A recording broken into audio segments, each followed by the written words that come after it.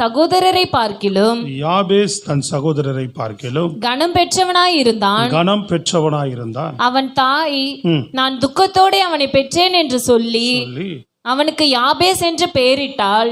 யாபேஸ் இஸ்ரவேலின் தேவனை நோக்கி, தேவரீர் என்னை ஆசீர்வதித்து என் எல்லையை பெரிதாக்கி உமது கரம் என்னோடு இருந்து தீங்கு என்னை துக்கப்படுத்தாதபடிக்கு அதற்கு என்னை விலக்கி காத்தருளும் என்று வேண்டிக் கொண்டான்.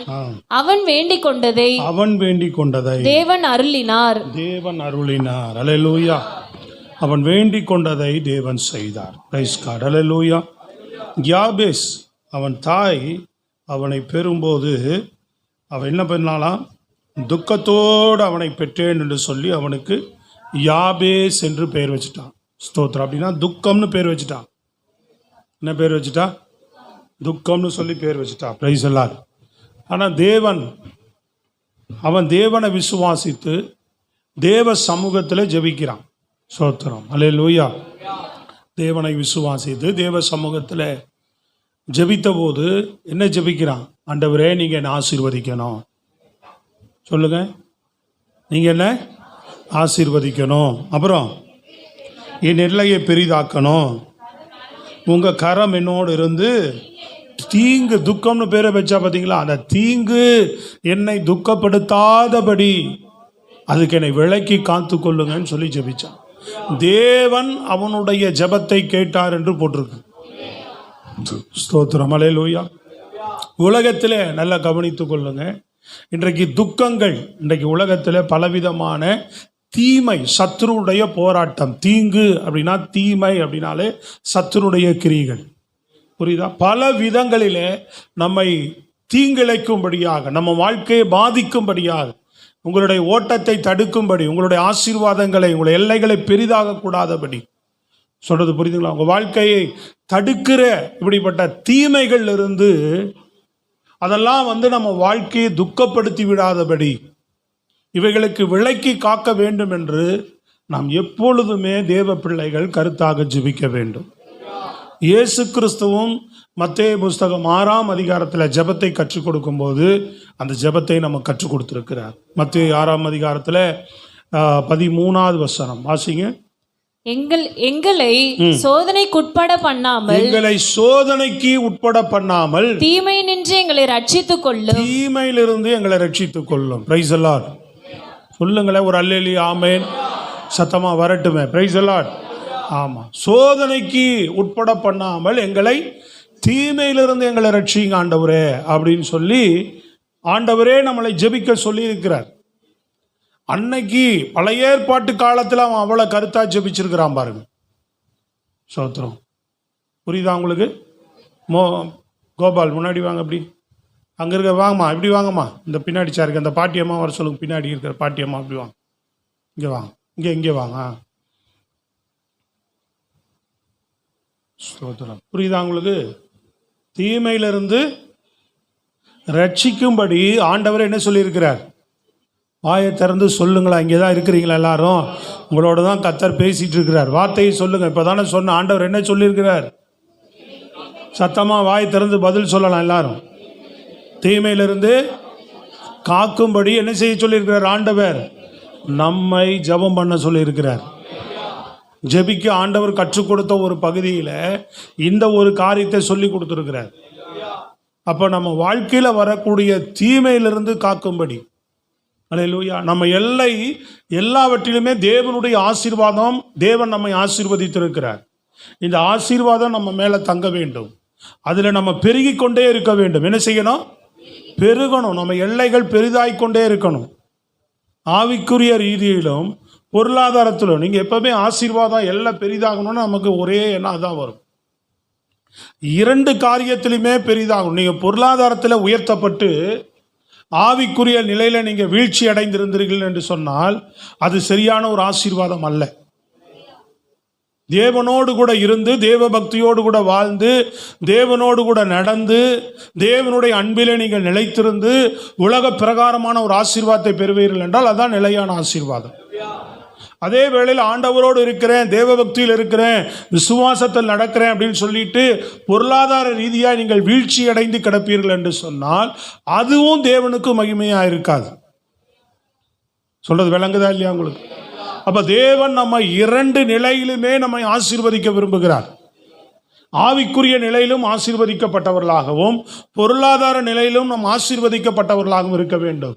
எப்பொழுதுமே தேவனுடைய பிள்ளைகள் நம்ம வாழ்க்கையில நீங்க ரெண்டை வாஞ்சித்து கேட்டீர்கள் என்றால், ரெண்டு பக்கம் தெராசு சொல்றாங்க இல்லைங்களா, சரியான எடை நிக்கணும்னு சொல்லி 1 கிலோ அங்கே வெயிட் வச்சா, அப்புறம் இந்த பக்கம் 1 கிலோ வெயிட் வச்சா என்ன பண்ணுது? 1.25 கிலோ வேணா என்ன பண்ணுது? அங்கே இறங்குது இல்லையா? அப்போ ஒரே அளவு வைக்கும்போது என்ன, அது ரெண்டும் ஒரே தராசு போல சரியா நிக்குதா இல்லையா? வாய் திறந்து கொஞ்சம் சொல்லுங்க, கவனிக்கிறீங்களா இங்க? அப்ப இந்த நிலைக்கு தேவ பிள்ளைகள் வராமல் இருக்கிறீங்க அநேகர். ஆவிக்குரிய நிலைக்கும் நீங்கள் விருப்பப்படாமல் வேற ஒரு பொருளாதார நிலையே மாத்திரம் நீங்கள் நோக்கி இருக்கிறதுனால தான் இது கிடைக்காமல் போகிறது. ஏன் இதை ஆண்டவர் தரமாட்டாரா? நீங்க ஆவிக்குரிய நிலையோடு தேவனோடு இருக்கிற அன்பு ஆண்டவர்கிட்ட வந்துட்டீங்க, நான் இதுலயும் வளரணும், இதுலயும் நான் பெருகணும். ஏன்னா முதல்ல அவனுடைய டார்கெட்டை உலக ஆசீர்வாதங்களை கூட உங்களை ஈஸியா விட்டுருவான். தேவனோடு இருக்கிற உறவில் அன்பில் தான் அவன் உங்களை விடாதபடி தீமை செய்ய வருவான். சொல்றது விளங்குதாங்க? உன் ஜெப வாழ்க்கையை தடுக்க, உன்னுடைய ஏதாவது ஒரு காரியத்தில் உன்னை முடக்குவதற்கு, சொல்றது விளங்குதாங்க? தேவனோட அன்பை விட்டு உன்னை பிரிப்பதற்கு ஏதாவது ஒரு யுக்திகளை கையாளுவான். நீ தேவனிடத்திலே நீ வைராக்கியமாய் நின்று விட்டால் எதை நீ வெற்றி பெற்றலாம்? எல்லாருமே அப்படிதான் நீங்க பொருளாதாரத்திலையும் உயர்த்தப்பட்டிருக்கிறாங்க. அப்ப ஆவிக்குரிய நிலையில நீங்க நிற்கும் போதே இன்னொரு பகுதி உலக பிரகாரமா வருகிற தீமையின் பாதிப்பு, அதுல நீங்க என்ன செய்திடலாம்? இதுல நின்னீங்கன்னா தான் அதையே நீங்க ஜெயிக்க முடியும். அப்போ இதுலயும் நீங்க வளர்ந்துருவீங்க. நீங்க பண்ணின ஜெபம், இவன் பண்ணின ஜெபம் என்ன ஆகுது? இவன் பண்ணின பிரேயர் என்ன ஆகுது? இவன் வாழ்க்கையில துக்கத்தை நீக்கி ஒரு ஆசீர்வாதத்தை கொண்டு வருகிறது. அப்ப இவனுடைய வாழ்க்கை, நல்லா கவனிங்க, இவனுடைய வாழ்க்கை அந்த ஜெபத்தை கேட்டு கர்த்தர் செய்ததுனால இவன் ஜெப வாழ்க்கையிலே வளர்ந்தவனாய் இருந்திருப்பான். புரியுதுங்களா? பொருளாதாரத்திலே இவன் வளர்கிறவனாய் இருப்பான். எத்தனை பேருக்கு நான் சொல்றது விளங்குது? இல்ல கையை உயர்த்தி சத்தமா சொல்லுங்கம்மா.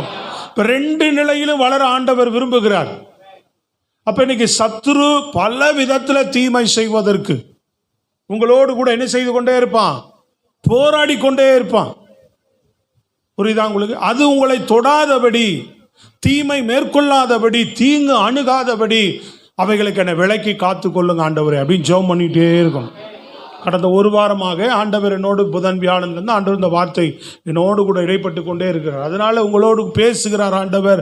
அதை நீங்கள் கவனித்து கேட்பீர்கள் என்று சொன்னால் தீமை உங்களை தொடாதபடி ரெண்டு நிலையிலும் ஆண்டவருடைய அன்பில் ஆண்டவர் உங்களை நடக்க பண்ணுவார். பொருளாதார ரீதியாகவும் கர்த்தர் உங்களை ஆசீர்வதித்து படிப்படியாக பெருகணும். என்னை ஆசீர்வதித்து என் எல்லையை பெரிதாக்குங்கன்றான். விளங்குதாங்க? அப்போ ஆவிக்குரிய நிலையிலும் தேங்கி இருக்கக்கூடாது. ஏதோ வந்தேன் சபைக்கு, ஏதோ ஒரு 1/2 மணி நேரம் டெய்லி ஜெபிக்கிறேன், இல்லை 1 மணி நேரம் ஜெபிக்கிறேன், அவ்வளோதான் அப்படின்ற நிலையிலிருந்து அடுத்த லெவலுக்கு நீங்கள் இன்னும் தேவனை பற்றி அறிவு வந்திருக்கணும், உங்களுக்கு வரணும். நான் 30 வருஷமா ஆவிக்குரிய வாழ்க்கையில் கிறிஸ்துவை நான் பின்பற்றுகிறேன்.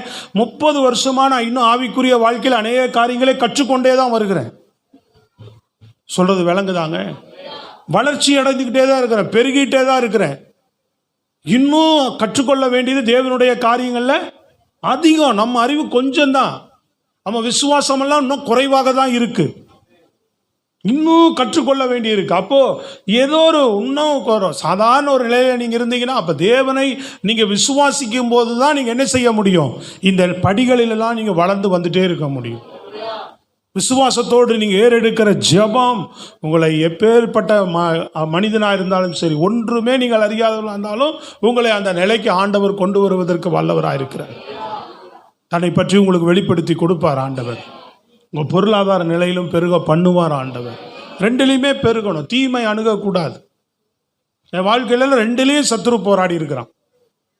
சொல்றது விளங்குதா உங்களுக்கு? ஆவிக்குரிய நிலையிலும் நிலை நீக்கக்கூடாத அளவுக்கு போராட்டங்கள் வந்திருக்கிறது. பொருளாதார ரீதியாகவும் சத்துரு பல விதங்களில் போராடி இருக்கிறான்.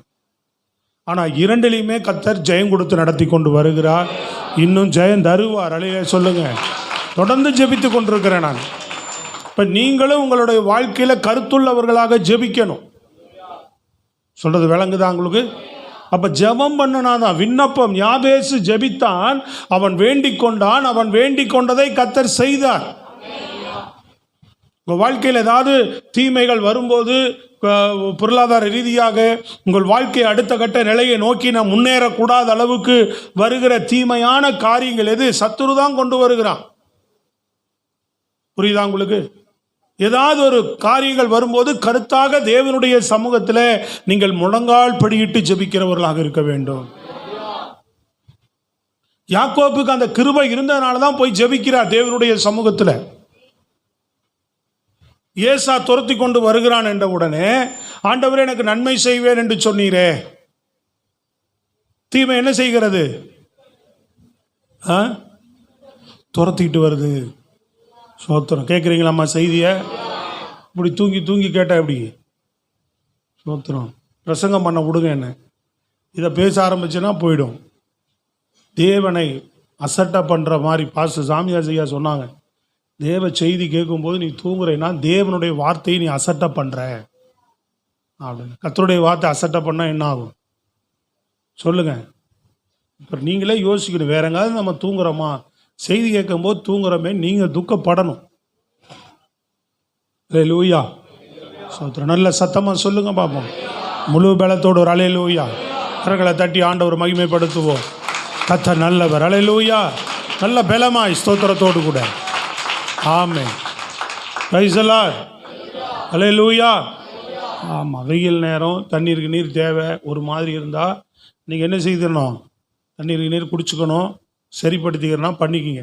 இப்போ புரியுதா உங்களுக்கு? ஒரு மாதிரி இருந்தால் மட்டும் சொல்கிறேன். இதை ஒரு வழக்கமாக வச்சுக்கொள்ளக்கூடாது. ஒரு மாதிரி இருக்குது, உட்காந்து கேராக இருக்கிற மாதிரி தெரியல. வெயில் நேரம், வயது இருக்கும், சில பிரச்சனைகள் இருக்கும். அதுக்கு தகுந்த மாதிரி தண்ணி கிண்ணி குடிக்கணும்னா பக்கத்தில் வச்சுங்க. இல்லைனா போய் தாராளமாக தண்ணி கிண்ணி குடிச்சு உங்களை ஸ்டடி பண்ணிங்க. அதான் நல்லது. சோத்திரம். Price the Lord. தேவை என்றால் மட்டும் சொல்கிறேன், அதை கவனிச்சுக்கணும். சொல்லிட்டாருன்னு எந்த செஞ்சு போயிட்டு வந்துட்டு இருக்கக்கூடாது.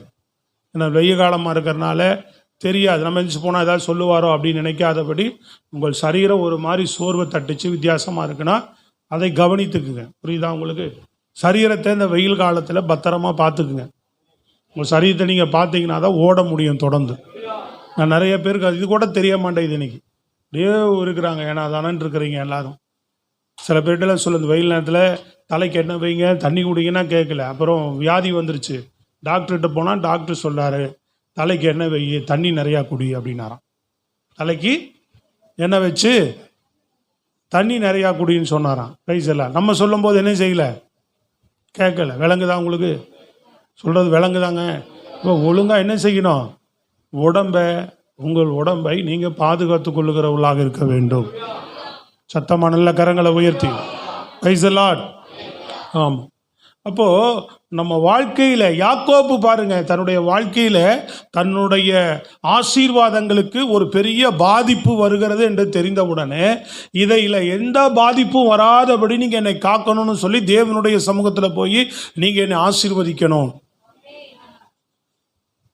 சத்துரு என்ன செய்யுது? என்னுடைய ஆசீர்வாதங்களை கெடுக்கிறதுக்கு பல விதத்தில் போராடிக்கிட்டு இருக்கிற ஆண்டவரே அப்படின்னு சொல்லி கர்த்தருடைய பாதத்தில் போய் விழுந்து கர்த்தருடைய பாதத்தை பிடிச்சிக்கிட்டு விண்ணப்பம் பண்ணுறான், ஜெபம் பண்ணுறான். விளங்குதா இல்லையாக? யாருடைய பாதத்தை நீங்கள் பிடித்து கொள்ளணும்? யாபேசி யாருடைய பாதத்தை பிடித்து கொண்டான்? தேவன் இயேசு கிறிஸ்து என்ன சொல்லி கொடுத்தார்? பிதாவை நோக்கி என்ன பண்ணுங்க, என் நாமத்தினால ஜெபம் பண்ணுங்கன்னு சொல்லி கொடுத்துருக்கிறேன். யாக்கோபு போய் தேவனுடைய பாதத்தை பிடிச்சுக்கிறான்.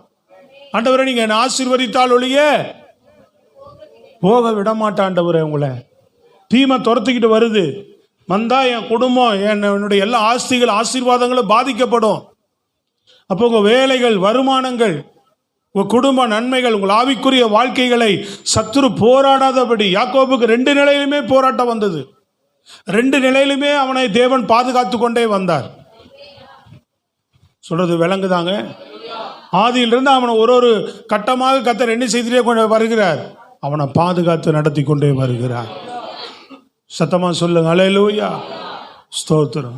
தேவ சமூகத்தில் ஜெபித்ததுனால அவனை பாதுகாத்து அவன் கடைசி நாளில் ஒரு வார்த்தையை சொல்லுகிறான் பாருங்க. அங்கே ஜெபிச்சா கர்த்தர் என்ன பண்ணார்? அவனை ஆசீர்வதிக்க மாட்டேன் போன்னு சொல்லிட்டாரா? சொல்லுங்க. நீங்க தேவனுடைய பிள்ளைகள், அவருடைய நாமத்தை அறிஞ்சிருக்கிறீங்க. எங்கீங்க நான் ஜெபிக்கிறேன், ஒண்ணுமே ஆண்டவர் செய்ய மாட்டார், அப்படி சொல்லக்கூடாது. உன்னுடைய ஆசீர்வாதங்களை, உனக்கு வர வேண்டிய நன்மைகளை தேவன் காத்து உனக்கு தருவதற்கு அவர் வல்லவராகத்தான் இருக்கிறார். நீ விசுவாசத்தோடு ஜெபிக்கணும் கர்த்தருடைய பாதத்தில்.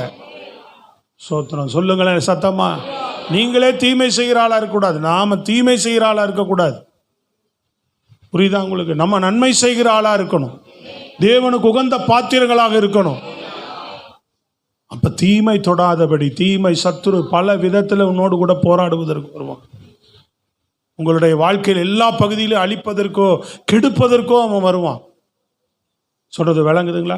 அப்ப தேவனுடைய பாதத்தை நீங்க பிடித்துதான் அந்த தீமை உங்களை அணுகாம நீங்க அடுத்த ஆசீர்வாதத்தில் அடுத்த கட்டத்தை நோக்கி பெருகி போவதற்கு, வளர்ந்து போவதற்கு, பெருகுவதற்கு கர்த்தர் உங்களுக்கு உதவி செய்வார்.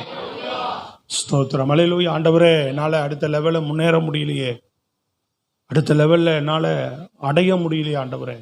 2 விதமான காரியங்களிலும் கேளுங்க. நான் ஆரம்ப நாட்கள் இருந்தே இந்த 2 காரியங்களுக்காக தான் எப்பவுமே ஜெபிப்பேன். 2 நிலையில என்னை ஆசீர்வதிங்க ஆண்டவரே தான் ஜெபம் பண்ணுவேன். சொல்றது விளங்குதாங்க? இதுக்கெல்லாம் ரொம்ப நாள் போராடி இருக்கிறோம்.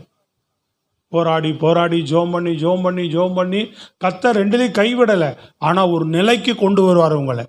அந்த ஜெபம் பண்ண அந்த பாதுகாப்பு இருந்துக்கிட்டே இருக்கும். உன்னை பலப்படுத்துவார். அதில் முழு வெற்றியை பெறுவதற்கு உன்னை பக்குவப்படுத்தி நீ ஜெபிக்க தீமை தொடாமல் இருக்கும். அடுத்த கட்டம் என்னன்னா, உன்னை பக்குவப்படுத்திக்கிட்டே வருவார், உன்னை பலப்படுத்திக்கிட்டே வருவார். ஒரு கட்டம் வரும்போது அதில் பூரண வெற்றியை நீ பெற்று தொடர்ந்து அடுத்தடுத்த நிலையை நோக்கி நீ போவதற்கு உதவி செய்துட்டே இருப்பார் அவர். ஸ்தோத்திரம். ஒரு அல்லேலூயா சத்தமாக சொல்லுங்க. நாங்கள் இவ்வளோ கவனமாக ஆவிக்குரிய வாழ்க்கையில் இருக்கும்போதே எங்களை அறியாமல் இந்த காரியங்கள் எங்கள் வாழ்க்கையிலே வரதான் செய்யுது. சொல்றது புரியுதுங்களா? தீமைகள் எந்த ரூபத்தில் தந்திரமாக உள்ள வந்து நம்ம ஆசீர்வதிக்க கூடாதபடி, பெருகக்கூடாதபடி தந்திரமாக உள்ள வந்துக்கிட்டு தான் இருக்கிறான். ஆனால் தேவன் முன்னமே ஆவியானவர் உணர்கிறதுனால நமக்குள்ள ஜெபிக்க வைக்கிறார். சத்தமாக சொல்லுங்க. உணர்த்திக்கிட்டே இருக்கிறார். ஜெபம் பண்ணு, மறுபடியும் இப்போ என்னை ஜெபிக்க சொல்றார் ஆண்டவர். தீமை துக்கப்படுத்தி விடாதபடி விண்ணப்பம் பண்ணு. நான் ஜெபிக்கிறேன், உங்களுக்காகவும் ஜெபம் பண்றேன். அப்போ உங்களுக்கு சேர்ந்து ஆண்டவர் இந்த வார்த்தையை கொடுக்கிறார் என்றால், நீங்களும் ஒரு நாள் ஆண்டவரை தீமை இந்த உலகத்தில் என்னை துக்கப்படுத்தாம என் வாழ்க்கையை, என்னுடைய காரியங்கள் எல்லாம் நீங்க பொறுப்பெடுத்து நடத்துங்கப்பா, நீங்க என்ன ஆசீர்வதிங்கப்பா, என் எல்லையை பெரிதாக்குங்கப்பா. சொல்லுங்க, உங்க கரம் என்னோடு இருக்கணும்னு சொல்லணும். ஆண்டவர் கரம் இருந்தால் யாராவது ஏதாவது செய்ய முடியுமாங்க? சொல்லுங்க சத்தமா. கர்த்தருடைய கரம் இருந்தால் சத்துரு தொட முடியுமா? உன்னை தீமை உன்னை பாதிக்க முடியுமா? பாதிக்கவே முடியாது.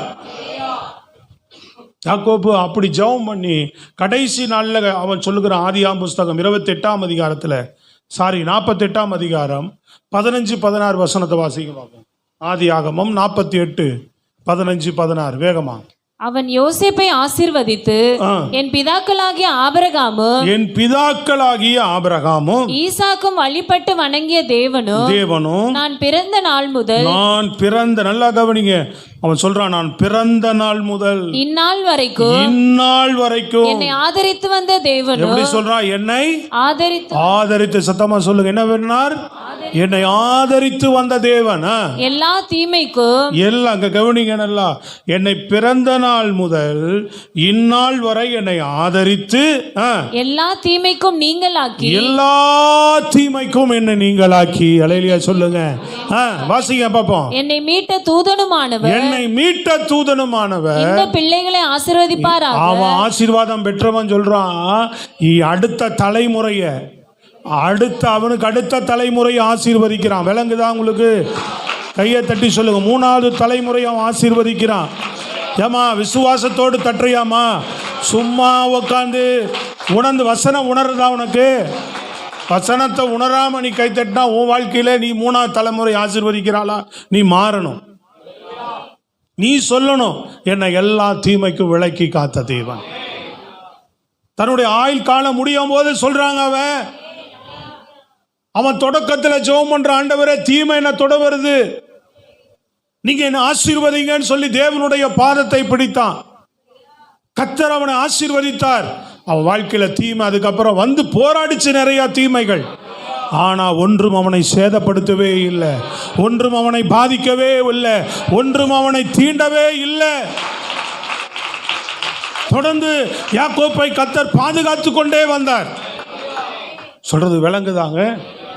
கடைசி காலத்தில் கண்ணை மூடுற காலத்தில் 137 வயசு 40 வயசுக்கு மேலே ஆனதுக்கப்புறம் அவர் சொல்றார், ஸ்தோத்திரம், அல்லேலூயா. விளங்குதா உங்களுக்கு? கடைசி காலத்தில் நீங்கள் என்ன செய்யணும்? மற்றவங்களை ஆசீர்வதிச்சுட்டு போகணும். சொல்லுங்களேங்க வாய் திறந்து. அப்படி இருப்பீங்களா? வயசான காலத்தில் போகும்போது யாரையும் சபிச்சுட்டு போகக்கூடாது.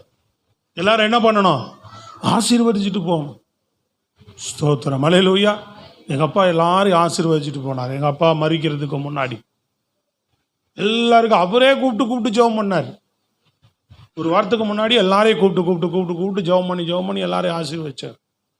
என்னை ஆசீர்வதிக்கும் போது சொன்னார், அப்போ எங்கள் அப்பாவும் எங்கள் அம்மா 2 பேர் தான் எனக்கு ஊழியத்துக்கு உதவி செய்வாங்க, வேறு யாரும் கூட இருக்க மாட்டாங்க உதவிக்கு.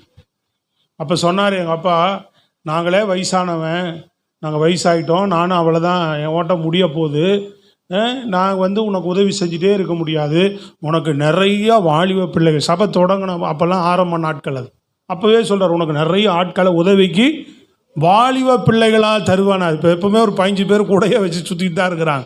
அவர் ஜெபம், ஆசீர்வாத ஜெபம் பழிச்சுதா இல்லையா? நல்லா தான் தட்டுங்களேன்.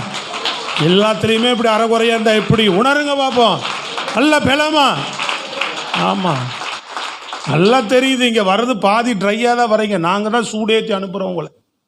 சோத்திரம். அப்படியே வந்து அப்படியே ஏதாவது பாட்டுக்கிட்டு பண்ணால் பிரசங்கம் பண்ணிட்டாருப்பா, காணிக்க போட்டு ஓடிலான்ற மாதிரி தான் மண்டையில் இன்றைக்கி ஆண்டவர் என்ன பேசுவார், எதை சொல்லுவார். நீங்கள் ஜெபம் பண்ணிலாம் வரல நிறைய பேர்.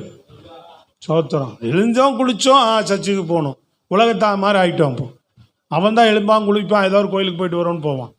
அப்படி இருக்கக்கூடாது. ஜெபம் பண்ணிங்களா, ஆண்டவர் என்னோட பேசுங்க, நான் இன்னைக்கு உங்கள் சமூகத்துக்கு வரேன், ஆசீர்வதிச்சு அனுப்புங்க. ஒரு இல்லையா சத்தமாக சொல்லுங்கள். அப்படி ஜெபம் பண்ணார். எனக்கு ஜெபம் பண்ணும்போது அவர் அது பழிச்சது. ஊழியம் ஆசீர்வதிக்கப்படும், பெருகும் ஜெபம் பண்ணிட்டு தான் போனார். சொல்லுங்க வாய் திறந்து. 3வது தலைமுறையை யாக்கோபு ஆசீர்வதிக்கும் போது சொல்றான், எல்லா தீமைக்கும் என் தேவன் என்னை விலக்கி காத்து வந்தார். சோத்திரம், அல்லேலூயா. வாலிபனா சிறு பையனா இருக்கும் போதிலிருந்து அவனை தீமை துரத்தியது. கடைசி நாள் வரைக்கும் எல்லா தீமைக்கும் என்னை விலக்கி காத்த தூதனுமானவர். இந்த பிள்ளைகள் 3ஆம் தலைமுறை பிள்ளையினுடைய பிள்ளை ஆசீர்வதிக்கிறான். சோத்திரம், விளங்குச்சாங்க? ஆமேன்னு சொல்லுங்க பாப்போம். யோசேப்பினுடைய வாழ்க்கையிலும் பாருங்க, அவனுடைய வாழ்க்கையிலையும் 2 காரியங்கள். தேவன் அவனை பொருளாதார ரீதியில் உயர்த்துவதற்கும் தேவனுடைய அந்த ஒரு ஆசீர்வாதங்கள் 2 நிலையிலும் அவன் ஆசீர்வதித்து வைத்திருந்தார். 2 ஆசீர்வாதங்களை அவன் மேலே வச்சிருக்கிறார் ஆண்டவர். உங்க மேலே 2 ஆசீர்வாதங்கள் இருக்கு. ஐயோ ஆமாம், விசுவாசம் இல்லை, அதை நோக்கி போறதில்லை, தேடுறதில்லை. நான் உங்களுக்கு உங்கள் முன்னாடி யாரையோ சாட்சிகளாக இழுக்கலை. விளங்குதா உங்களுக்கு? மண்டையில் என்ன பார்த்துட்டு வரீங்க? நானே உங்களுக்கு சாட்சியாக சொல்கிறேன். இந்த சென்னை பட்டணத்துக்கு வரும்போது எனக்கு இந்த ஊரில் ஒரு பயல எனக்கு தெரியாது. சொல்கிறது விளங்குதாங்க? ஆமாம். அடுத்த நாள் சாப்பாட்டுக்கு வழி கிடையாது. 2 ட்ரெஸ்ஸை விட்டால் அடுத்த ட்ரெஸ்ஸு கிடையாது. யார் வீடு வாசல் இல்லை. கிடைச்சாதான் வீடு, கிடைச்சிருந்தா வீடு, வேலை கிடைச்சாதான் அடுத்த வேலை சாப்பாடு, இல்லாட்டி மரணம். அப்படின்ற தருவாயில் தான் இந்த சென்னை பட்டணத்தில் வந்து நின்று அந்த ஆண்டவர் இன்றைக்கு வரைக்கும் சொல்லுங்க அல்லேலூயா மற்றவர்களை ஆசீர்வதிக்கும்படியாக கர்த்தர் வைத்திருக்கிறார். கடந்த 3 நாளைக்கு முன்னாடி ஒரு பாஸ்டர் என்கிட்ட பேசிகிட்டு இருந்தார். அப்போ சொன்னார், அவர் என்னோடு கூட ஊழியத்தில் ஒன்றா வந்து வளர்ந்து வந்தவர். சொல்கிறார், ஃபோனில் பேசும்போது சில காரியங்கள் ஊழிய விஷயங்களை பேசும்போது, இந்த இடத்துக்கு வரும்போது உங்களுக்கு யாராவது சப்போர்ட் பண்ணாங்களாங்க? ஒருத்தருமே பண்ணல. எந்த பாஸ்டருமே என்ன செய்யலை. அவ்வளோ நெருக்கடி தேவைகள் மத்தியில் இங்கே வந்தோம். எல்லாரும் வந்துட்டு ஜெபம் பண்ணிட்டு போயிட்டாங்களோ, எந்த ஒரு பாஸ்டர் கூட எனக்கு உதவி செய்யலை அப்படின்னு. அவர் ஏதாவது செஞ்சுருப்பாங்களோன்ற அடிப்படையில் என்கிட்ட கேட்டார். இல்லை, செய்யலை, ஒருத்தரும் கொடுக்கல. பிரைஸ் எல்லாம் அல்லேலூயா. அப்போ சொன்னார், அவரும் கூட பார்த்துட்டு தான் வர்றார். அப்போ சொல்கிறார், நானும் உங்களை கவனிச்சுட்டு தான் வரேன். 2005 நான் ஊழியத்துக்கு வந்தவன். அல்லேலூயா. இன்னைக்கு 20 வருஷம் ஆயிடுச்சு. 20 வருஷமாக நானும் உங்களை பார்க்குறேன். உங்களை மற்றவங்களுக்கு கொடுக்குற மாதிரி தான் வச்சிருக்கிறாரு தேவன். உங்களுக்கு அப்படி அனுமதிக்கலை, உங்களை கொடுக்குறவராக வச்சிருக்கிறாருன்ற. அல்லேலூயா சொல்லுங்க பார்ப்போம். பிரைஸ் எல்லாம் அல்லேலூயா. சத்தமா சொல்லுங்க. நேற்று ஒருத்தர் சொன்னார், பெருமைக்காக சொல்ல, தேவ மகிமைக்காக தான் சொல்ல. சனிக்கிழமை நாள் எம்எல்ஏ கூப்பிட்டாங்கன்ட்டு ஜெபம் பண்ணணும், நம்ம அதெல்லாம் போக முடியான்ட்டு கம்முன்னு சர்ச்சில் உட்காந்துட்டு சோத்திரம். அப்போ ஒரு பாஸ்டர் ஈவினிங்கில் எனக்கு ஃபோன் பண்ணார், எம்எல்ஏ ஃபோன் பண்ணார், அத்தனை பாஸ்டர் வந்திருந்தாங்க உங்களை தவிர அப்படின்னாரு. ஆர்கே நகரில் அத்தனை பாஸ்டர் வந்திருந்தாங்க உங்களை தவிர, ஏன் வரலன்னு எனக்கு ஒருத்தர் ஃபோன் பண்ணார். நான் சொன்னேன், சனிக்கிழமையா அவங்க எதுக்கு கூப்பிட்றாங்கன்னு எனக்கு தெரியும். எதுக்கு? நீங்கள்லாம் எனக்கு ஆதரவாக இருந்தீங்க, நான் எனக்கு உதவி செஞ்சீங்க, அதனால் சும்மா உங்களுக்குள்ள ஒரு சின்ன காணிக்கை தரேன் அப்படின்னு கொடுத்தாங்களாம். அல்லேலூயா. அந்த காணிக்கைலாம் நமக்கு வேண்டாம், வேணா இங்கே வந்து ஜெபம் பண்ணிவிட்டு காணிக்கை பெட்டியில் போட்டோம். ஒரு அல்லேலூயா சொல்லுங்க பார்ப்போம். ஆமாம், அவர் சொன்னார் எல்லோரும் வந்துட்டாங்க, ஆர்கே நகரில் வராத ஆளே இல்லை. ஆர்கே நகர் ஊழியர்களே நான் தான் இன்னைக்கு தான் எத்தனை பேரையும் பார்த்தேன்றார் அவர். நம்ம அப்படி ஓடுறது இல்லை, ஆண்டவர் பின்னாடி ஓடுறோம், ஆண்டவர் நமக்கு வேண்டியதை தருகிறார். கைத்தட்டி சொல்லுங்க அல்லேலூயா, பிரைஸ் எல்லாம். நான் சொல்கிறது விளங்குதா உங்களுக்கு? ஒன்றும் இல்லாமல் வாழ்வா சாவான்னு என்ன எனக்கு வாழ வச்சு மற்றவர்களுக்கும் நம்ம உதவி செய்யக்கூடிய அளவுக்கு கர்த்தர் இன்னைக்கு வச்சிருக்காருன்னா ஏன் உங்களுக்கு செய்ய மாட்டார்? ஏன் உங்கள் நிலைமை இப்படியே தான் இருக்குன்னு நினைக்கிறீங்கன்னு கேட்குறேன். சொல்கிறது விளங்குதாங்க? நான் ஊழியத்துக்கு வந்தல, ஊழியத்துக்கு வராதுக்கு முன்னாடி நல்லா கர்த்தர் என்னை ஆசீர்வாதமாக தான் வச்சுருந்தார். சோத்திரம், புரியுதுங்களா உங்களுக்கு? ஆமாம், நல்லா சம்பாதிக்க தான் செஞ்சேன், எல்லாத்தையும் காரியங்களையும் நான் பார்க்க தான். தங்கச்சிக்கு திருமணம் பண்ணேன், எங்கள் அம்மா 2 லட்சம் 3 லட்சம் கடன் பண்ணாங்க, கடன் கொடுத்துருக்குறேன். சோத்திரம், அல்லேலூயா. நான் சம்பாதிச்ச பணத்தை கொண்டு வந்து அந்த ஊழியத்தில் கொண்டு வந்தே போட்டேன். 40,000 ரூபாய்க்கு வண்டி வாங்கினேன், கிட்டத்தட்ட 10-20,000 ரூபா போட்டு சர்ச்சு ஓப்பன் பண்ணதே கடைசியாக நான் மீத வச்சுருந்த வேலை செஞ்சு சம்பாதிச்சு மீத வச்சுருந்த காசு தான் அது. சொல்கிறது விளங்குதாங்க உங்களுக்கு? கரங்களை வைத்து ஒரு அல்லேலூயா சொல்லுங்கள். இப்போ உங்களை ஏன் நடத்த மாட்டார்? உங்களை ஏன் ஆசீர்வதிக்க மாட்டார்? நீங்கள்லாம் பெருகிறவர்களாக மாறணும். ஆமாம், நாளை சீக்கிரமாக உயர்ந்த நிலைக்கு போகணும், சில லட்சங்களை சம்பாதிக்கிறவர்களாக மாறணும். அதுக்கு ஆண்டவரோடு நடந்தீங்கன்னா தானே முடியும். நான் தம்பிகிட்ட பீட்டர்கிட்ட சொன்னேன், இன்றைக்கி ஒரு இடம் வந்திருக்கு 5,000 ஸ்கொயர் ஃபீட்டு, நம்ம ஏரியாவில் அருமையான லட்டு மாதிரி இருக்குது. அப்படி பார்த்தா ஊழியம் செய்கிறக்கெல்லாம் எந்த டிஸ்டர்பன்ஸ் இல்லாத ஒரு இடம், 2.5 கோடி தான். ஸ்தோத்திரம், அல்லேலூயா. 100 பேர் 1 லட்ச ரூபா கொடுத்தா முடிஞ்சு போச்சு. 100 நபர். ஏன் மக்களை தரமாண்டாரா? உங்களுக்கு பணம் தரமாண்டாரா? உங்கள்கிட்ட 10 லட்சம் இருந்தால் 1 லட்சம் தூக்கி கொடுக்க மாட்டீங்களா கர்த்தருக்கு? வாய் திறந்து சொல்லுங்க, நல்லா சத்தமாக சொல்லுங்க அல்லேலூயா. தருவீங்களா தரமாட்டீங்களா? தர வைப்பார் ஆண்டவர். இந்த நிலையெல்லாம் வரணும், அந்த எண்ணமெல்லாம் இருந்தால் தான் வரும். முதல்ல என்னை உயர்த்தும் போது என்ன செய்வேன்? கர்த்தருக்காகவும் நான் விதைச்சிக்கிட்டே வருவேன். அப்படின்றவங்கள தான் கர்த்தர் கொடுத்துக்கிட்டே வருவார். கர்த்தர் கொடுத்தெல்லாம் நிறுத்திக்கிட்டே வருவான்னா அவர் உனக்கு அங்கே நிறுத்திக்கிட்டே வருவார். சோத்திரம், அல்லேலூயா சொல்லுங்க பார்ப்போம். கொடுக்கறதெல்லாம் நிறுத்திக்கிட்டே வருவேன், அவர் உனக்கு அங்கே நிறுத்திக்கிட்டே வருவார். நான் கொடுத்துக்கிட்டே இருப்பேன், நான் கொடுத்துக்கிட்டே இருக்கிறேங்க, நானும் அப்படி தாங்க செய்கிறேன்.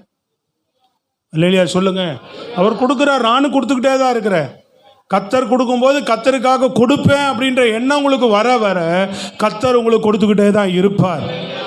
சில லட்சங்களில் பல லட்சங்கள் சம்பாதிக்கக்கூடிய நபர்களாக உயர்த்துவார் உங்களை.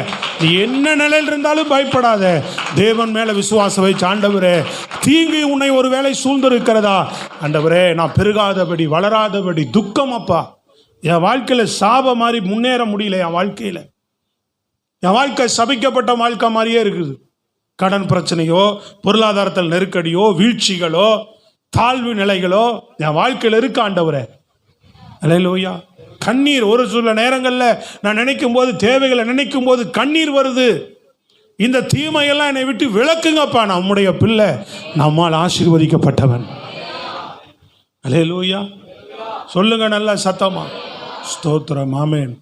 இன்னைக்கு சில பேரெல்லாம் கர்த்தர் ஆசீர்வதிக்கிறார், ஆனால் கர்த்தருக்கு விதைக்கிறதுக்கு மனம் வரதில்லை. அது செய்யணும், கண்டிப்பாக கட்டாயம் நீங்கள் செஞ்சாதான் கர்த்தர் உங்களை ஆசீர்வதிப்பார். அடித்து சொல்லுவேன் நான், அல்லேலூயா. அதுலேயும் நமக்கு முன்மாதிரியாக நம்ம வந்துக்கிட்டே இருக்கணும், பின்னாடி வந்துக்கிட்டே இருக்கணும், விதைச்சிக்கிட்டே இருக்கணும். இந்த இவங்கெல்லாம் தேவக்கலா வீட்டில் கூட சொல்லிட்டு இருந்தேன், அந்த அம்மா ஆரம்பத்தில் அந்த ஒரு அம்மா தான் சம்பாதிக்கும்.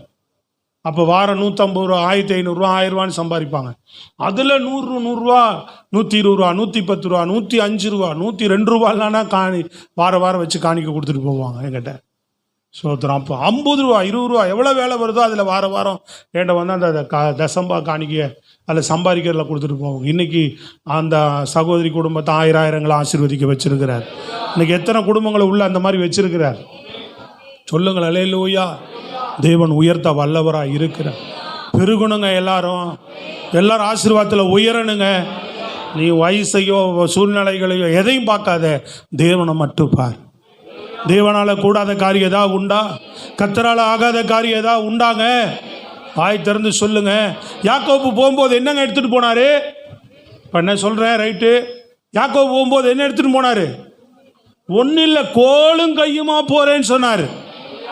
பெரிய பரிவாரத்தின் ஆசீர்வாதங்கள் எல்லாம் கர்த்தர் அவனுக்கு கொடுத்தார். யாக்கோபின் ஆசீர்வாதங்கள் மகிமையானது.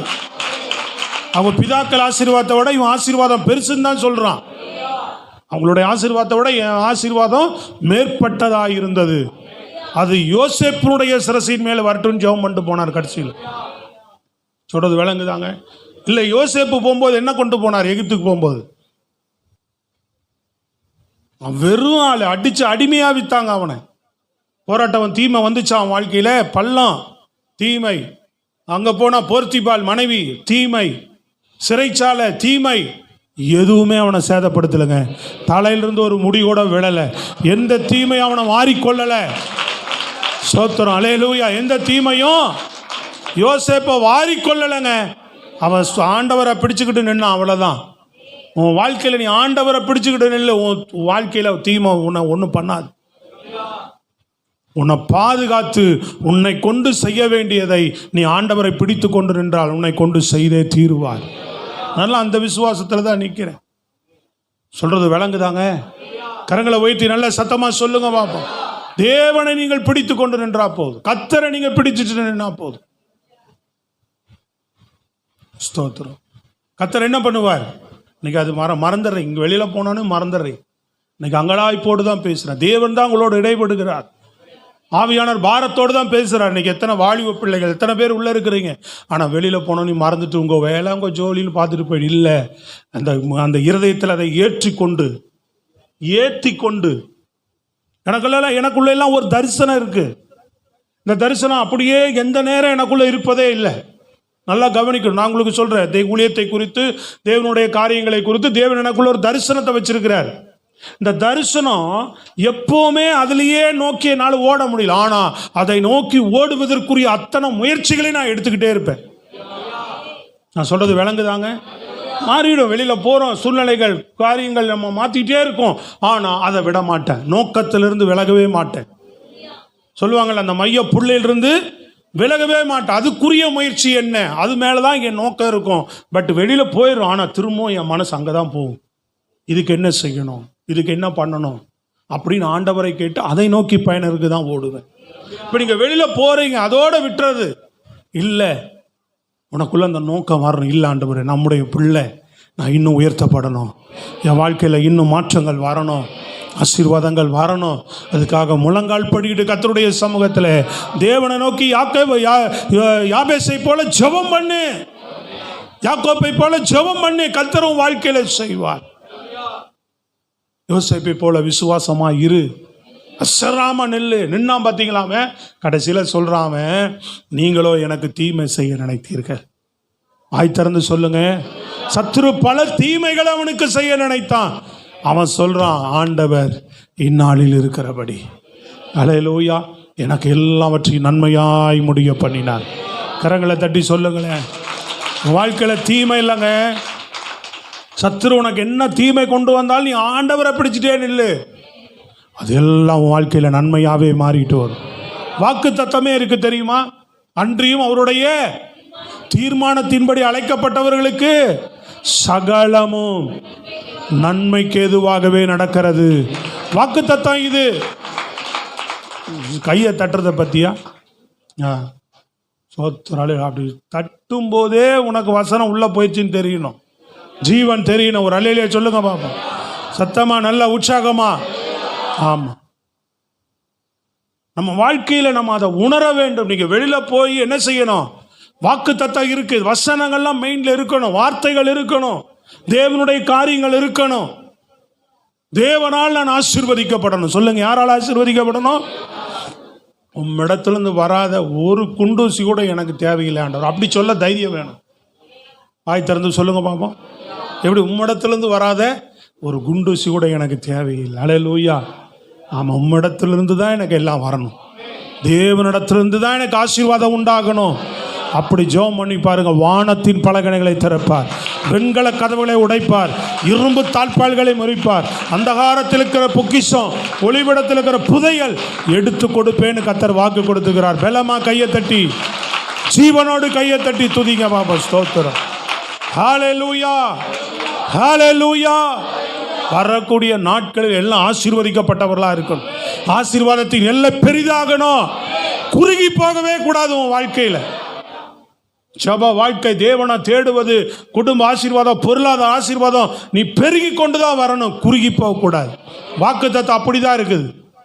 நீ குறுகி போவேன்னு இல்லை. ஆண்டவர் என்ன சொல்லியிருக்கிறார் சொல்லுங்க? உன் கயிறின் நீளங்களை என்ன செய்ய? அகலமாக்கு அப்படின்னு இருக்கிறார். ஸ்தோத்திரம். அல்லேலூயா.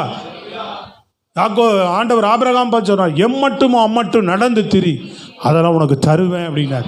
நீ எவ்வளவு விசுவாசிக்கிறையோ, எவ்வளவு ஆண்டவரை தேடுகிறையோ, அவ்வளவா கர்த்தர் உன் வாழ்க்கையில கிரியை செய்வதற்கு என் தேவன் வல்லமையுள்ளவராய் இருக்கிறார்.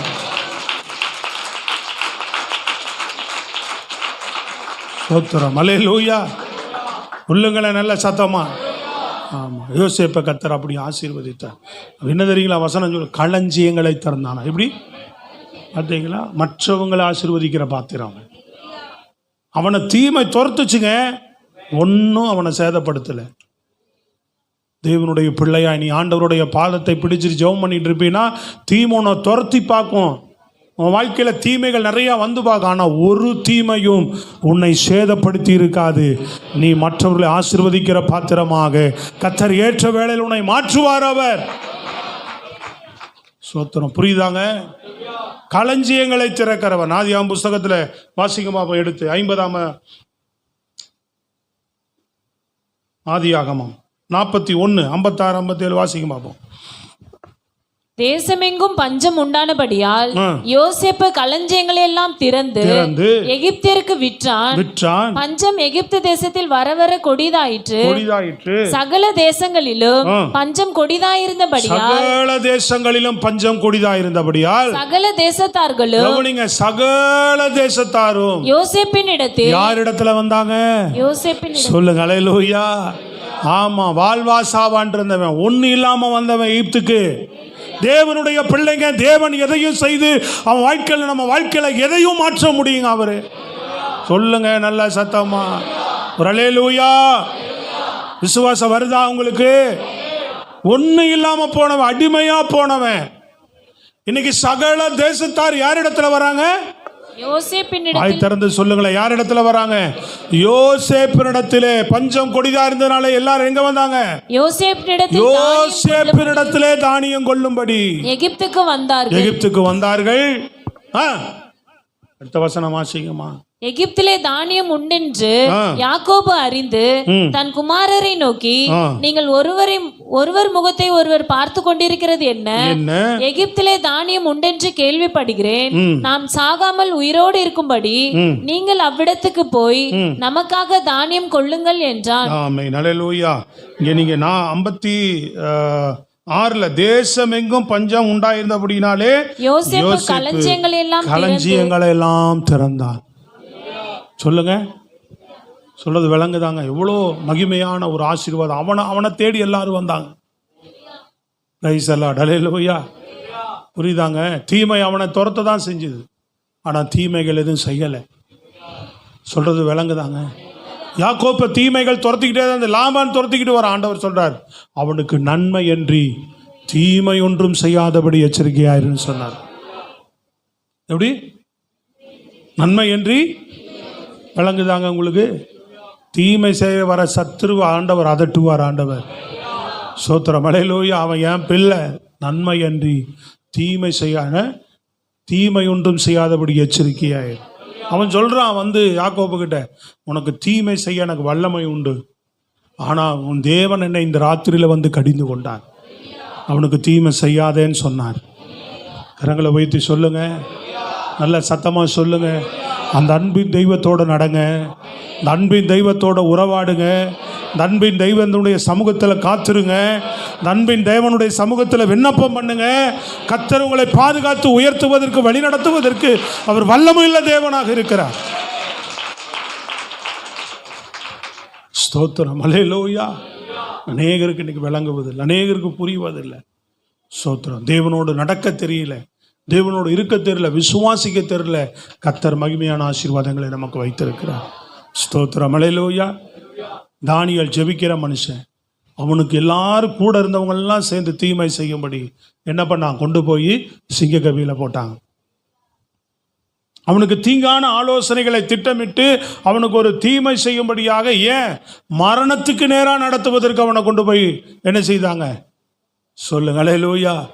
ஜெபிக்கிறவன் அங்கே சிங்கங்கள் எல்லாருடைய வாயும் ஆண்டவர் வசனம் சொல்லுது, சிங்கத்தின் வாயை தேவன் கட்டி போட்டார். சொல்றது விளங்குதாங்க? சிங்கத்தின் வாயை தேவன் கட்டி போட்டார்னு சொல்ல, ஒரு தீமை இல்லாமல், ஒரு சேதம் இல்லாமல் தானியேல் மேலே வந்தான். அல்லேலூயா. மேலே வந்தது மாத்திரமில்லை, சிங்க கோவையிலேருந்து மேலே வந்தது மாத்திரம், தேசத்துலையும் அவன் உயர்ந்த ஜபிக்கிறவன், அவைக்குரியவன். ஆனால் அதே நிலையில் அந்த தேசத்தில் உயர்ந்த மனுஷனாக அவன் கர்த்தர் வைத்திருந்தார். பொருளாதாரத்தில், அந்தஸ்தில், அந்த தேசத்துக்கு ஆலோசனை சொல்லக்கூடியவனாக, இந்த தேசத்தின் ராஜாக்களுக்கு ஆலோசனை சொல்லக்கூடியவனாக, எல்லா நிலையிலுமே உயர்ந்த நிலையில கர்த்தர் தானியேலை வைத்திருந்தார். எத்தனை பேர் கவனிக்கிறீங்க? சத்தமா சொல்லுங்க. அல்லேலூயா. தீமை என்ன செய்ய முடியல, அவனை சேதப்படுத்தலைங்க. ஜெபிக்கிறவங்க அவன். சொல்றது விளங்குதாங்க? Price God. அல்லேலூயா. அதான் யாபேசு ஜெபிக்கிறார் தேவனுடைய சமூகத்தில். ஆண்டவரே, எங்கள் அம்மா துக்கம்னு பேர் வச்சுட்டு போயிடுச்சு எனக்கு. அல்லேலூயா. சில பேருக்கெல்லாம் சில பேர் மேலே அக்கறை இருக்காது, சில பேர் மேலே கரிசனை இருக்காது. ஆனால் தேவன் உங்கள் மேலே கரிசனை உள்ளவர். ஸ்தோத்திரம், அல்லேலூயா. சொந்த சகோதரர்களே அவனை தள்ள பார்த்தாங்க. சொந்த தாயே பாருங்க, பெத்த பிள்ளைக்கு துக்கம்னு பேர் வச்சுட்டு போயிடுச்சு. சொல்றது விளங்குதாங்க? அவன் வாழ்க்கையில் இருந்திருக்குது துக்கம், ஆனால் அவன் சகோதரர்கள் எல்லாவற்றிலும் அவன் கனம் பெற்றவனா மாறிட்டான். நம்ம சகோதரர்கள்ல எல்லாவற்றிலும் அவன் கனம் பெற்றவனா மாறிட்டான். கர்த்தர் உன்னை கனம் பெற்றவனா மாற்றுவார். அவனுடைய ஜெபம், அவன் தேவன் மேலே விசுவாசம் வச்சான். பார்த்தீங்களா? ஸ்தோத்திரம். ஆண்டவரே, எங்கள் அம்மா என்ன துக்கம்னு பேர் வச்சுட்டு போயிடுச்சு. என் வாழ்க்கையில் தீமை வந்து என்னை துக்கப்படுத்தாதபடி என்ன பண்ணுங்க, ஆசீர்வதிங்க ஆண்டவரே. ஸ்தோத்திரம். என்னை என்ன பண்ணுங்க, பெரிதாக்குங்க ஆண்டவரே. உங்கள் கரை என்னோடு இருந்து தீங்கு துக்கப்படுத்தாதபடி இவைகளுக்கெல்லாம் விலக்கி காத்துக்கொள்ள. எப்படிங்க? தீமை என்னை தொடாம, தீமை என்னை பாதிக்காம என்னை விலக்கி காத்துக்கொள்ளுங்க. இந்த ஜெபம் நீங்கள் செஞ்சுக்கிட்டே இருக்கணும். என்ன பண்ணோம்? இந்த ஜெபத்தை நீங்கள் ஏறெடுக்கணும். தீமையிலேருந்து என்னை விலக்கி காத்துக்கொள்ளுங்க. ஸ்தோத்திரம். இயேசு கிறிஸ்து கற்றுக் கொடுத்துருக்கிறார். அடிக்கு உங்கள் வாழ்க்கையில் ஏதாவது யோசனைகள் வரும்போது நீங்கள் கவனமாக கருத்தாக ஜெபிக்கணும். தீமை ஆனால் நம்மளை வாராது, சேதப்படுத்தாது, பாதிக்காது. விசுவாசத்தோடு நீங்கள் நிற்கணும். எல்லாம் பெரிதாகணும்ல, சொல்லுங்க. அப்போ ஏதோ ஒரு விதத்தில் என்ன ஆகுது, என்னுடைய எல்லை பெரிதாகாத அளவுக்கு என்னுடைய வாழ்க்கையில் எங்கேயோ ஒரு முடக்கம் உண்டாகிறது.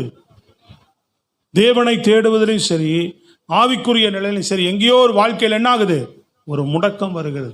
அதை நீங்கள் தான் ஜெபிச்சு ஜெயம் எடுத்து அடுத்த நிலைக்கு போகும். கர்த்தர் அந்த ஆசீர்வாதத்தை உனக்குள்ள வைத்திருக்கிறார், அந்த நன்மையை உனக்குள்ள வைத்திருக்கிறார். அந்த யாக்கோப்புக்குள்ள அந்த நன்மை வைத்திருந்தாரா இல்லையா? யோசேப்புக்குள்ள அந்த நன்மை வைத்திருந்தாரா இல்லையா? அப்போ இவர்கள் சுணக்கமாகி, இவர்கள் ஆண்டவரை சாராம, ஆண்டவரை பற்றி கொள்ளாம தானியேல் அவர்களாக விட்டிருப்பார்கள் என்று சொன்னால் போயிட்டு இருப்பான். சத்துரு இழுத்துட்டு போயிட்டு இருப்பான். அந்த சிங்கம் இழுத்துட்டு போயிருக்கும் தானியேலை. இவங்கெல்லாம் தேவன் மேலே விசுவாசமாக இருந்தாங்க, தேவன் மேலே நம்பிக்கையாக இருந்தாங்க, கர்த்தர் சமூகத்தில் ஜெபிக்கிறவர்களாக இருந்தாங்க, கர்த்தரை பற்றி கொள்கிறவர்களாக இருந்தாங்க. கர்த்தர் என் மேலே ஒரு ஆசீர்வாதத்தை வைத்திருக்கிறார், கர்த்தர் என்னை குறித்து ஒரு நோக்கம் வைத்திருக்கிறார், கர்த்தர் என்னை குறித்து ஒரு திட்டம் வைத்திருக்கிறார். ஆமென், அல்லேலூயா. ஆமாம், அது நிறைவேற அவர்கள் தேவனுடைய பாதத்தை பிடித்ததுனால தீமை தொடாதபடி கர்த்தர் அவர்களை பாதுகாத்து ஆசீர்வாதம். அதனால் உங்களுக்குள்ள கர்த்தர் அந்த ஆசீர்வாதத்தை வைத்திருக்கிறார். எத்தனை பேருக்கு முதல்ல அந்த விசுவாசம் இருக்கு? சொல்லுங்க, அல்லேலூயா. ஒன்றை மட்டும்தான் நீங்கள் எடுத்துக்க விரும்புகிறீங்க. எப்போவுமே அநேகருக்குள்ள அந்த எண்ணம் தான் இருக்குது. ஒன்றை மட்டும்தான் எடுத்துக்க பார்க்குறீங்க. ஆசீர்வாதம், பொருளாதார ஆசீர்வாதத்தை மட்டும்தான் நோக்குறீங்க. அங்கே தான் அடி வாங்கிடுறோம் நம்ம. அதான் முதலே உங்களுக்கு சொல்லிட்டேன். நீங்கள் அதில் மட்டும் நோக்கம் போகிறதுனால அடி வாங்கிடுவீங்க. நீங்கள் ரெண்டையும் தேடணும். நீங்கள் இந்த இது இருந்தால் தான் உங்களுக்கு பொருளாதார ஆசீர்வாதமே பாதுகாக்கப்படும். நன்மையும் கிருபை பின்தொடரும். கர்த்தரை தேடுகிறவனுக்கு, கர்த்தருக்கு உண்மையாக இருக்கிறவனுக்கு என்ன பண்ணும்? நன்மையும் கிருபையும் பின்தொடரும் சொல்லப்படுது. பின்தொடர்ந்து வருமா அவன் ஆசீர்வாதம். சோத்திரம். நன்மை உன்னை பின்தொடரும், தீமை பின்தொடராது. எது பின்தொடரும்? நன்மை உன்னை பின்தொடருங்க. தேவன் உன்னை வழி நடத்தினார்னா ஸ்தோத்திரம். அல்லேலூயா. முன்னாடி நீ செங்கடலை கண்டு பயப்பட வேண்டாம், பின்னாடி பார்வோனை கண்டு பயப்பட வேண்டாம். ஏன்னா வழி நடத்துகிற கர்த்தர் முன்னாடி செங்கடல் இருக்கும்போது உனக்கு முன்னாடி அவர் போறார், பின்னாடி பார்வோன் வந்தால் உனக்கு பின்னாடி அவர் வரார். முன்னும் பின்னும் காக்கிறார் உன்னை. அல்லேலூயா. ஆமேன் சொல்லுங்களேன் சத்தம்மா. நல்ல பலத்தோடு ஆமேன். அதனால உனக்குள்ள ஒரு ஆசீர்வாதத்தை, இந்த நன்மைகளை வைத்திருக்கிறார். நீ ஒன்றை தேடுவதனால தான். பொருளாதாரத்தையே, இந்த பூமியே பார்த்துட்டு வர இல்லை, தேவனை பாரு முதல்ல. இதில் கொஞ்சம் எழும்பு, தானா அடுத்த காரியங்கள் ஒன்று அப்படியே வந்து பிக்கப் ஆகும். எல்லாம் ஆட்டோமேட்டிக்காக வர ஆரம்பிக்கும். ஸ்தோத்திரம். நான் சொல்கிறது எத்தனை பேருக்கு வரும்? ஜெபமே பண்ண மாட்டேன், ஆண்டவரையே தேட மாட்டேன், பைபிளே வாசிக்க மாட்டேன், தேவனுக்கு உண்மையாக இருக்க மாட்டேன், மறுரூபமாக மாட்டேன். நிறைய பேர் மறுரூப வாழ்க்கையே கிடையாது, மாற்றமே இல்லை வாழ்க்கையில். ஸ்தோத்திரம். அல்லேலூயா. உலகத்தான் கூட ஒன்று சொன்னால் விளங்கிக்குவான். நம்ம ஆளுக்கு இருக்கிறாங்க பார்த்தீங்களா, ஒரு சிலருக்கு தலைகீழாக நின்று தண்ணி குடித்தாலும் விளங்காதுன்னு சொல்லுவாங்கல்ல. ஸ்தோத்திரம். அந்த மாதிரி ஆளுகளை நான் பார்க்குறேன். சொல்றது விளங்குதா இல்லையா? எப்படி தலைகீழாக நின்று தண்ணி குடித்தாலும் விளங்காது, சொன்னாலும் என்ன சொன்னாலும் விளங்காது, மண்டையில் ஏறல. ஏன் ஏறல? மனம் மாறல, மனம் திரும்பல, மறுரூபமாகல, ஆண்டவரை பற்றி தெளிவான அறிவே இல்லை. ஸ்தோத்திரம். இவ்வளவு மந்தமாவா இருப்போம் நம்ம. விளங்கக்கூடாத அளவுக்கு, ஒரு விஷயத்தை புரிந்து கொள்ளக்கூடாத அளவுக்கு இருக்கிறேன்னா அந்த அளவுக்கு அந்தகாரத்தில் அகப்பட்டிருக்கிறோன்னு அர்த்தம். இதெல்லாம் இருந்து விடுதலையானாதான் நமக்கு எல்லாம் மண்டையில் ஏறும். கொஞ்சம் எல்லாம் தேவன் சொல்கிற வார்த்தை முதல்ல ஏறும். இன்னாட்டி வேற வேற மாதிரி மாம்சிகமாக எடுத்துகிட்டு ஓடிக்கிட்டே இருப்போம். அப்படியே ஓடிட்டு அப்படியே இருக்க வேண்டியதுதான். லைஃப் லாங் அவங்க வாழ்க்கையில் மாற்றமே வராது. சோத்திரம். மலேலியா சொல்லுங்க பாப்போம். மாற்றம் வரணும் உங்கள் வாழ்க்கையில். தெளிவாக ஆண்டவரை தேடணும், நல்ல விசுவாசத்தோடு தேடணும். சொல்கிறது விளங்கல. அப்படி நீ ஆண்டவரோடு நடக்க நடக்க உன் வாழ்க்கையில் எல்லா நன்மைகளையும், இந்த பூமியில் வச்சிருக்கிற உனக்கு நன்மைகள் எல்லாம் ஒன்றன் பின் ஒன்றாக ஆண்டவர் உனக்கு கொடுத்து கொண்டே தான் வருவார். வாழ்க்கையில் மேன்மைப்பட்டுக்கிட்டே தான் இருப்ப, நீ வளர்ந்துக்கிட்டே தான் வருவ, பெருகிக்கிட்டே தான் இருப்ப, பிளெஸ்ஸிங் இருந்துக்கிட்டே இருக்கும். சத்துருவின் வல்லமைகள் முறியடிக்கப்படும். எழுந்து நின்று ஜெபிப்போமா? ஸ்தோத்திரம். ஒப்பு கொடுங்க. ஆண்டவரே எனக்கு உதவி செய்யுங்க அப்படின்னு சொல்லி எல்லாரும் எழும்பி நின்று நல்லா உற்சாகமா இது